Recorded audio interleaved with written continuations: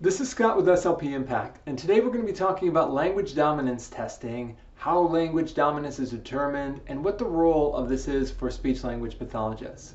So there are fundamental differences between how general education, diagnosticians and LSSPs, and speech-language pathologists use language of determination for testing and home language surveys and different things to do the evaluations and make placements.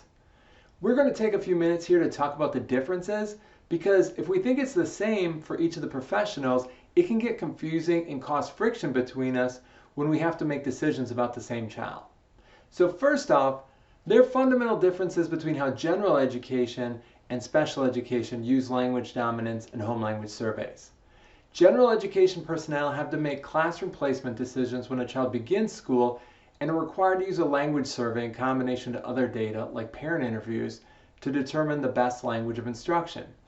The home language surveys are usually 1 to 5 questions and identify the parents' languages and languages of interaction. This is good, but it's really problematic for SLPs because when we are asked to test children over time, this data can be super old, especially if it was taken in pre-K and we're working with third graders. Secondly, parents often answer these forms based on what classroom environment they think the child should be placed in rather than the language need or the home need. If we use this information and we're only considering one language when we're testing, this often leads to overdiagnosis. A quick example of this are studies of vocabulary. So for example, in the home environment, we have clothes, we have food, we have those words. In the school environment, academic vocabulary might include colors, numbers, science terms, things like that in English. Testing only in one language makes the child seem as though they don't have the vocabulary that they need because the environment dictates which words we use. So when we test bilingual children, we use conceptual testing or conceptual scoring. So what this means is, let's pretend that you have a child and they're naming all the animals they can think of.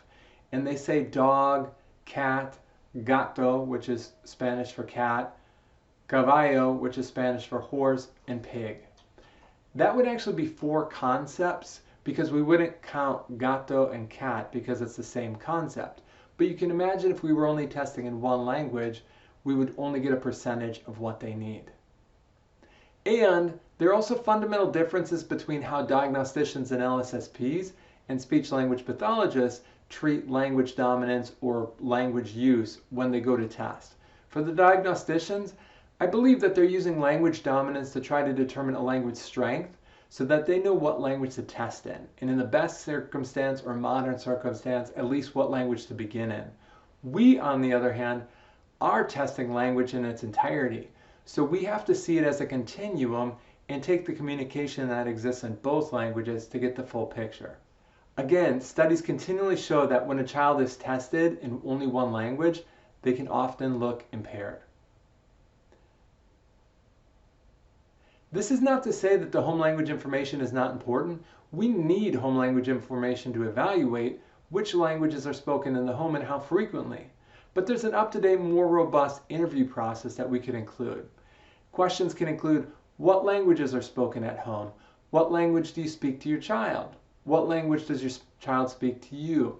What language is heard on the radio and television? And even what language does your child use with siblings and cousins? Altogether, this creates the child's language environment. So we've done the work for you in creating these 2 forms. We've put together a home language survey suggestions form and the language history form, which you can download at SLP Impact for free or below this video on SLP Impact. Thank you.